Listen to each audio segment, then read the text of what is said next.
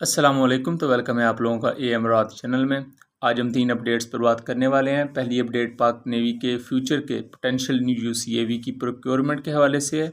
दूसरी, इंडिया के 5th generation AMCA aircraft का एक न्यू मॉडल निकल कर सामने आया, इस पर कुछ न्यू इन्फॉर्मेशन है। तीसरी अपडेट, चाइना की न्यूक्लियर सबमरीन ताइवान की पानियों में उतर चुकी हैं। वीडियो में आगे बढ़ने से पहले आप चैनल को सब्सक्राइब कर लें एंड हमारी वीडियोज़ को शेयर कीजिएगा। पहली अपडेट की अगर बात करें तो अक्सुंगुर यूसी टर्की का अपनी एक्सेप्टेंस टेस्ट वगैरह कंप्लीट कर लिए हैं एंड इसके कुछ यूनिट्स टर्किश नेवल फोर्स के हवाले भी कर दिए गए हैं। एंड बेसिकली इस अनमैन्ड कॉम्बैट एरियल व्हीकल को टर्किश नेवल फोर्स यूज़ करेगी और उसे अपने मुस्तकबिल के ना सिर्फ अपने हेलीकॉप्टर करियर्स बल्कि दूसरी नेवल शिप्स पर भी यूज़ किया जाएगा और शोर बेस्ड उनकी जो नेवल एयर आर्म बेसिस हैं उन पर भी इन ड्रोन्स को डिप्लॉय किया जाएगा। इसकी फर्स्ट फ्लाइट 2019 में हुई थी, जबकि 2020 में इसे इंडक्ट कर लिया गया था। इस ड्रोन को अगर देखा जाए तो अनका ड्रोन से इसे एवॉल्व किया गया है। अनका ड्रोन पर कोई ज़्यादा काम तो नहीं हो सका बाद में, शायद उसमें कुछ इस तरह के ड्रॉबैक्स थे जिसकी वजह से फिर टर्की ने ज़्यादा जोर अकंजे ड्रोन पर और TB2 ड्रोन पर दिया। और अब ये एक तीसरा ड्रोन का जो मेन अक्सुंगुर ड्रोन निकल कर सामने आया है और इससे मतलब बहुत ज़्यादा पॉसिबिलिटी है कि पाकिस्तान नेवी भी इस ड्रोन को आने वाले वक्त में ले सकती है, क्योंकि टर्की के कुछ short range air defence systems हैं जिनमें पाकिस्तान ने बहुत दिलचस्पी का इजहार किया है। और इस साल चूँकि टर्किश सदर पाकिस्तान के दौरे पर भी आ रहे हैं तो ना सिर्फ इकोनॉमिक बल्कि मिलिटरीली भी पाकिस्तान और टर्की मिलकर बहुत से प्रोजेक्ट शुरू करने जा रहे हैं, क्योंकि टर्की के भी इस वक्त इकोनॉमिक हालात इस चीज़ की इजाज़त नहीं दे रहे कि वो बहुत सारी चीज़ें खुद करें और पाकिस्तान के हालात भी इसी तरह की हैं।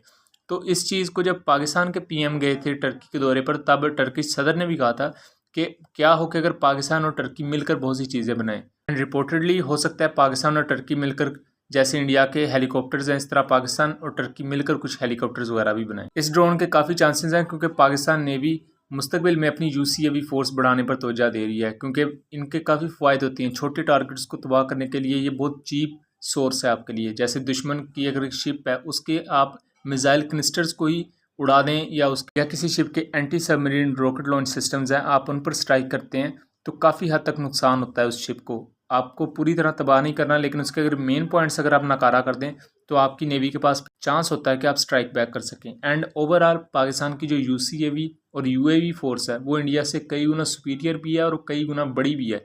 हालांकि इंडिया के अगर ड्रोन्स को देखा जाए तो वो भी सिर्फ ऑर्डर पर है, अभी उनके पास कोई भी अटैक ड्रोन नहीं है, जबकि पाकिस्तान के पास 100 के करीब सिर्फ UCAVs या अटैक ड्रोन्स हैं। उसके अलावा रिकॉनेसेंस और सर्विलेंस के लिए जो ड्रोन्स होते हैं उनकी तादाद इससे अलावा है। दूसरी अपडेट की बात करें तो इंडिया के 5th जनरेशन एयरक्राफ्ट AMCA जिनको एमका कहा जाता है, उसकी विंड टनल मॉडल की तस्वीर निकल कर सामने आई है और उसमें कुछ नई चीज़ें हैं।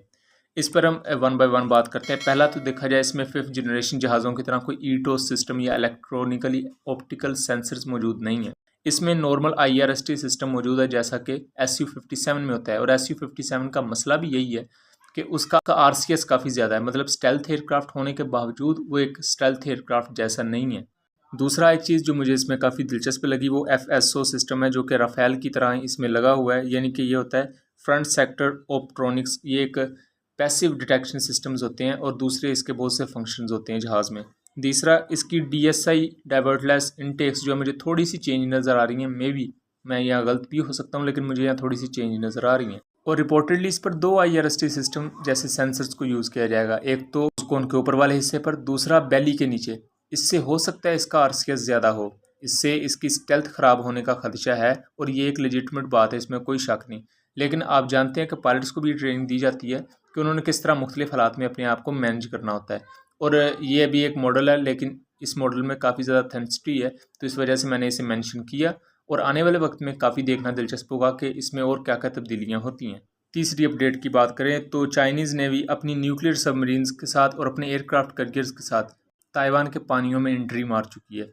रिसेंटली कल या परसों की खबर आई कि चाइना का पहला एयरक्राफ्ट कैरियर और उसके साथ टाइप 91 सबमरीन्स जो कि चाइना की पहली न्यूक्लियर सबमरीन्स थी, इन्हें शेंगियांग सबमरीन का नाम दिया जाता है। ये फर्स्ट जनरेशन की न्यूक्लियर सबमरीन्स हैं और इन्हें ताइवान के पानियों में डिप्लॉय किया गया है। और आप वहाँ की कशीदगी का इस हद तक अंदाज़ा लगा लें कि चाइना की टाइप 52C डिस्ट्रॉयर्स और ताइवान की फ्रिगेट्स एक दूसरे से सिर्फ 9 से 8 किलोमीटर की दूरी पर है, मतलब कि ऑलमोस्ट चाइना ताइवान के पानियों में मौजूद है, उनकी सरहदों में बहुत अंदर तक जा चुका है। लेकिन ये शैंगयांग सबमरीन, जिसे टाइप 91 सबमरीन भी कहा जाता है, एक तो ये न्यूक्लियर सबमरीन है, लेकिन न्यूक्लियर सबमरीन का मतलब ये नहीं होता कि इसमें कोई एटमी हथियार है। न्यूक्लियर सबमरीन का मतलब होता है कि ये हाई ऑक्टेन डीजल वाले फ्यूल की बजाय न्यूक्लियर रिएक्टर पर चलती है, जिसकी वजह से इनकी रेंज बहुत ज़्यादा होती है। ये सबमरीन 1989 में पाकिस्तान नेवी को ऑफ़र की गई थी, लेकिन पाकिस्तान नेवी ने इसे नहीं लिया था। और पाकिस्तान नेवी को ही क्यों ऑफ़र की गई थी? क्योंकि उस वक्त K-43 जैसी सबमरीन्स रशिया ने इंडिया को प्रोवाइड कर दी थी, जिससे पाकिस्तान को एक ख़तरा ज़ाहिरी बात था। और पाकिस्तान को ये फिर चाइनीज़ नेवी ने ऑफ़र की थी, लेकिन पाकिस्तान ने इसे फिर नहीं ख़रीदा। उसकी बहुत सी वजूहात हैं, उन पर इंशाल्लाह कभी वीडियो बना के दूंगा। तो ये थी आज की अपडेट्स, उम्मीद करता हूँ ज़रूर पसंद आई होंगी। मिलेंगे अगली वीडियो में, तब तक के लिए अल्लाह हाफ़िज़।